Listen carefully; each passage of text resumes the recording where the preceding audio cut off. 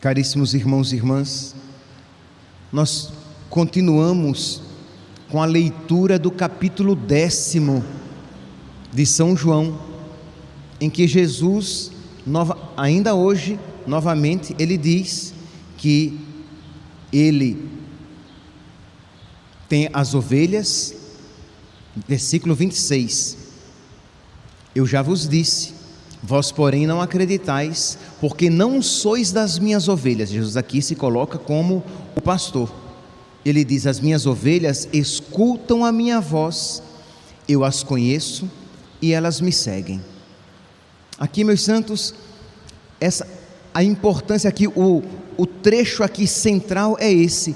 Jesus, o pastor, ele fala, ele ensina, e nós, as ovelhas, ouvimos e obedecemos a sua voz, seguimos os seus mandamentos.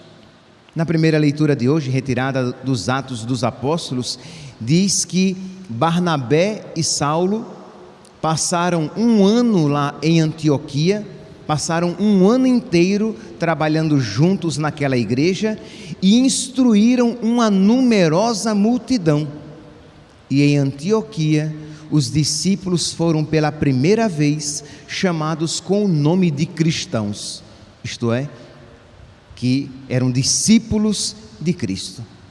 E eu gostaria então, meus santos, de refletir nessa homilia de hoje a respeito dessa necessidade de ouvir Jesus, de seguir Jesus, de obedecer à voz de Jesus, de se deixar ser instruído por Jesus. Meus irmãos, é uma realidade a respeito da qual às vezes nós não temos uma clareza, uma noção tão clara de que às vezes as pessoas estão sentadas nos bancos da igreja, mas elas de verdade, elas não ouvem a voz do pastor. Isto é, ouvir aqui, entenda, eu uso no sentido mais forte da palavra, isto é, ouvir no sentido de acolher, de obedecer. Isto é, existem pessoas, cristãos, católicos, sentados nos bancos da igreja, mas que na verdade não são ovelhas, mas são cabritos. Isto é, eles não são obedientes, eles não querem seguir a voz do pastor, eles não querem obedecer a voz do pastor, acham que podem selecionar, escolher o que vai obedecer, o que vai ouvir, o que vai aplicar na sua vida. É uma realidade que precisa estar muito clara na nossa mente, que a fé é um corpo espiritual. A fé é um todo, de modo que se eu desobedeço a um ponto, se eu nego, melhor dizendo, se eu nego um ponto da fé, eu perdi toda a fé. Então isso aqui é algo importante, porque às vezes nós, aqui neste contexto de ouvir a voz do Senhor e seguir a sua voz, de obedecer a sua voz, nós às vezes achamos que nós podemos selecionar aquilo que será crido. Então vocês sabem, vocês conversam com pessoas que se dizem católicas e elas dizem assim: ah não, mas eu não acredito no inferno, que ninguém vá para o inferno. Mas como é que você pode negar uma realidade tão claramente presente na Sagrada Escritura, no ensinamento comum da igreja, no ensinamento de 2000 anos, no ensinamento dos santos? Quer dizer, uma realidade clara, um ponto essencial, sem o qual eu perco a fé católica, eu deixo de ser católico, mesmo que nos bancos da igreja eu esteja sentado. Então, eu acho que todo mundo vai para o céu, de modo que quando uma pessoa morre, nós já dizemos imediatamente: está no céu, graças a Deus, já está no céu. Calma, meus santos. Lembra da fé católica que fala a respeito do purgatório? Isto é fé católica de que uma pessoa que não viveu em santidade perfeita neste mundo, uma pessoa que buscou a Deus, mas com imperfeição, uma pessoa que cometeu pecados e que se arrependeu, se confessou, mas não fez a purificação devida daqueles pecados cometidos, de que ela necessitará de ser purificada dos seus pecados no purgatório. E é por isso que nós rezamos pelos mortos. Em cada missa nós rezamos pelos mortos. Mas existem católicos, existem pessoas que se dizem católicas, que vêm à missa dominicalmente, vêm à missa e dizem: ah, não, mas eu não acredito, eu não acredito nisso. Pessoas que se dizem católicas e dizem: ah, não, mas eu acredito na reencarnação. Mas como você vai acreditar na reencarnação se é um ponto diametralmente oposto à fé católica? Isto é, não há como acreditar na reencarnação e continuar sendo católico. As duas leituras de hoje falam sobre essa realidade de ouvir a voz do Senhor, porque aqui João capítulo 10, versículo 17, Jesus diz que as minhas ovelhas escutam a minha voz, eu as conheço e elas me seguem. E na primeira leitura fala aqui de São Paulo, né? Ainda Saulo e Barnabé, que passam um ano inteiro instruindo, ensinando, para mostrar a importância do ensino aos cristãos lá em Antioquia. Então faz parte do ministério do sacerdote, não apenas alimentar com os sacramentos. Eu refleti sobre isso na homilia de domingo do Bom Pastor. Faz parte da missão do sacerdote alimentar as ovelhas com os sacramentos, mas alimentar as ovelhas com a reta doutrina e livrando-as do erro. Então não há como você dizer: ah, mas eu acredito, eu gosto até de vez em quando tomar um passe, frequentar um centro espírita.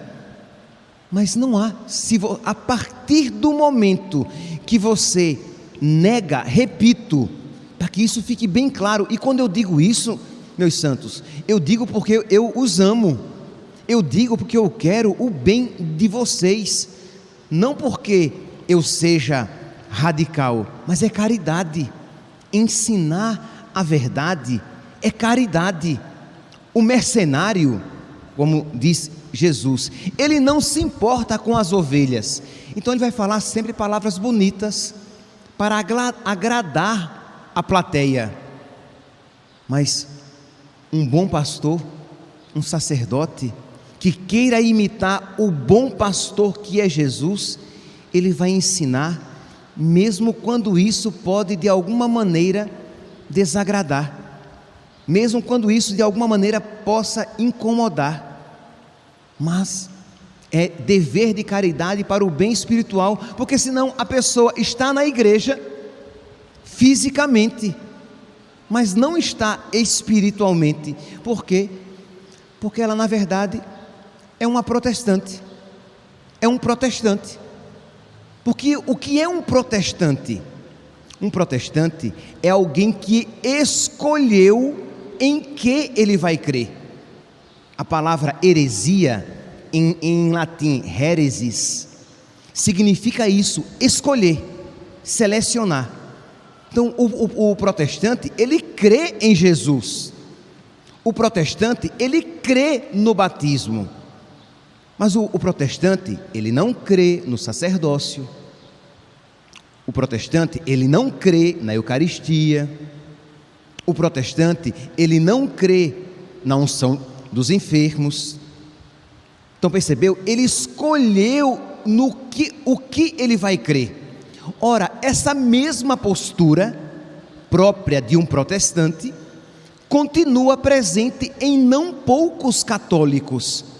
Isto é, ele escolhe no que vai crer. Ele diz assim: não, eu creio na Eucaristia, eu acredito na Virgem Maria, que ela é minha mãe, de que ela é minha intercessora, eu acredito na unção dos enfermos, eu acredito na confissão, mas eu não sigo essa história de dizer que tomar anticoncepcional é pecado. Ora, você negou um dado da fé. Ah não, assim, o aborto, em alguma situação, a gente faz. Então percebeu? Você criou uma igreja para você, que se parece muito com a igreja católica, mas que não é a igreja católica, porque naquela igreja que você criou, aquilo que na igreja católica não pode, na sua igreja pode. Ah não, eu não vejo nada demais se a pessoa é gay e pratica o homossexualismo, não há problema. Não, na sua igreja, que na igreja de Jesus Cristo, na igreja católica de 2000 anos, isso é pecado. Não, na minha igreja pode fazer laqueadura. Na sua igreja, que na igreja católica de há 2000 anos, isso não é permitido. Mas percebe, meus santos, uma coisa que eu quero deixar claro, é que quando eu digo isso, eu não quero parecer radical, eu não quero parecer intransigente, mas meus santos, eu sou um padre católico, e com a graça de Deus, eu quero sempre ensinar a doutrina católica. Eu não posso, diz São Paulo, eu vos transmiti aquilo que eu mesmo recebi. Eu não tenho direito de transmitir para vocês algo de diferente daquilo que como católico recebi há 2000 anos. Então percebe que sem que percebamos com esta clareza, existem pessoas que se pensam católicas, mas elas escolheram no que elas vão crer, e a partir do momento em que elas isso fizeram, elas se tornaram, a partir do momento em que elas conscientemente, elas estão negando este ponto da fé, elas perderam a fé, elas deixaram de ser católicas, elas se tornaram mais uma igreja protestante. Percebe? Nós precisamos crer com a igreja e como a igreja, porque a única maneira que nós temos de permanecer católicos é crendo com e como a igreja católica, e não dá para selecionar sem cair na heresia. Lembre-se, a palavra, repito, a palavra heresia, heresis, significa exatamente isso: escolha, seleção. Você vai então selecionar. Meus irmãos, nós estamos celebrando hoje então a Santa Missa votiva em honra aos santos anjos. Deus que nos deu, que é a doutrina católica, tá? E pode parecer para vocês que estão aqui sentados, pode parecer que eu estou chovendo no molhado, isto é, que eu estou dizendo o óbvio, graças a Deus. Mas infelizmente, eu não estou chovendo no molhado. Existem lugares em que pessoas assim acreditam. Existem lugares, eu já me encontrei com pessoas que quiseram me ensinar exatamente isso que eu estou dizendo, em que vocês não devem acreditar. Isto é, que os anjos não existem. Isso já foi passado para mim, que os anjos não existem, que a Eucaristia não é verdadeiramente o corpo de Cristo, é apenas um símbolo. Entende, meus santos? É porque graças a Deus nós temos a fé católica, mas não pensem que isso é assim. Eu já andei por muitos lugares nesse Brasil e já estudei em muitos lugares desse Brasil. Então, é uma realidade. Então nós estamos celebrando os santos anjos. Então peçamos ao nosso anjo da guarda que derrube dos nossos corações toda a relutância em não crer, que ele retire do nosso coração toda a tentação de selecionar. Não selecionemos, abracemos a Igreja Católica, sejamos católicos de verdade, do fio da cabeça até a ponta do pé, todos os pensamentos e aquelas verdades, aqueles ensinamentos a que você tiver dificuldade de acolher, que você diga: meu Deus, eu creio, porque eu sou católico, eu aceito, porque eu sou católico, mas me ajuda, Senhor, derruba do meu coração alguma resistência que haja ainda em mim. Mas a primeira postura do católico é: eu creio, ajuda-me a compreender a beleza desse ensinamento, a compreender a bondade desse ensinamento, que se a igreja isso ensina, é porque vem de Deus, e se vem de Deus é porque é bom, é porque é belo, é porque é verdadeiro. Então, se você não consegue ver a bondade, a beleza, a verdade ainda daquele ensinamento, você, por limitação sua, você não consegue ver, mas você diz: mas eu creio, eu aceito, e vou estudar, e vou pesquisar, e vou pedir conselhos a pessoas de fé que saibam mais do que eu, para que me ajudem a compreender mais profundamente, para que eu creia ainda mais, e crendo ainda mais, compreenderei ainda mais. Mas o primeiro passo é o quê? É a fé. Eu creio para compreender, e eu procuro compreender para crer ainda mais, para que nós sejamos, meus santos, verdadeiras ovelhas do bom pastor.